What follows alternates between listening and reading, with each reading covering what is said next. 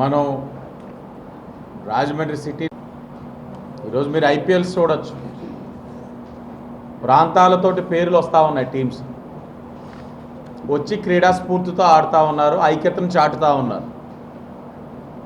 ఈరోజు దేశాల మధ్యన సత్సంబంధాలు నెలకొల్పడానికి క్రీడనే ఒక వేదికగా తీసుకుంటూ ఉంటారు. చూసాం చాలాసార్లు ఇండియా పాకిస్తాన్ మ్యాచ్కి ఎంత ప్రాముఖ్యత ఉంటుంది, ప్రధానులే వచ్చి కూర్చునే పరిస్థితులు కూడా మనం చూస్తాం. మరి అంతటి గొప్ప అవకాశం ఉన్న ఈ యొక్క క్రీడల పట్ల వైఎస్ఆర్ కాంగ్రెస్ పార్టీ వారైతే మాత్రం తీవ్రమైన నిర్లక్ష్యం వ్యవహరించారు. మీరు గమనించండి, స్పోర్ట్స్ క్యాపిటల్ కింద చేస్తామని చెప్పి రాజమహేంద్రవరాన్ని ఒక ప్రజాప్రతినిధి ఈరోజు డ్రగ్ క్యాపిటల్ కింద చేశారు.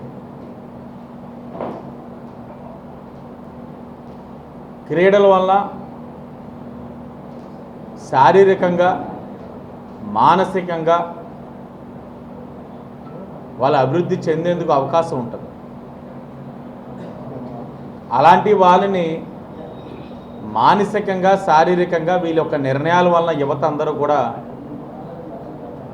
దిగాలు చెంది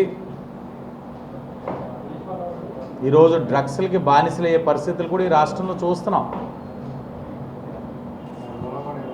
ఈరోజు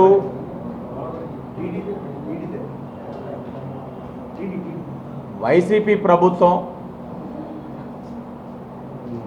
ఈ రాష్ట్రానికి కానీ ఈ నగరానికి కానీ క్రీడారంగం పరంగా ఏం చేశారన్నదైతే మాత్రం నాకేం అర్థం కావట్లే.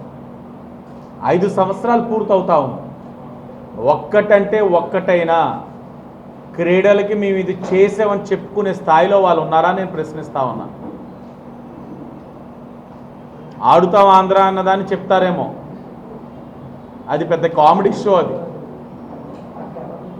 Commission show.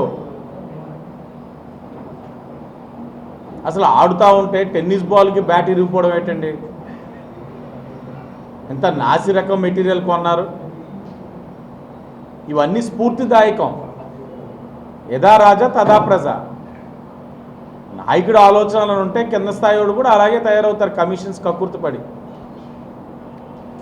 మన విఎల్పురంలోని మల్టీపర్పస్ స్పోర్ట్స్ కాంప్లెక్స్ క్రీడా వికాస్ కేంద్రం కార్యక్రమం కింద టీడీపీ హయాంలో సుమారు 11 కోట్లతోటి అడ్మినిస్ట్రేటివ్ శాంక్షన్ అయ్యి నిధులు తెచ్చుకొని పూర్తి చేసుకోలేని పరిస్థితిలో ఉన్నాం. మేము తెచ్చున్నాం, మీరేం చేశారు? 5 సంవత్సరాలు అసలు 11 కోట్లు ఎక్కడున్నాయి? 5 సంవత్సరాలు ఏం చేశారు? నిద్రపోయారా? ఈరోజు వచ్చి మీరు కబుర్లు చెప్తా ఉన్నారు.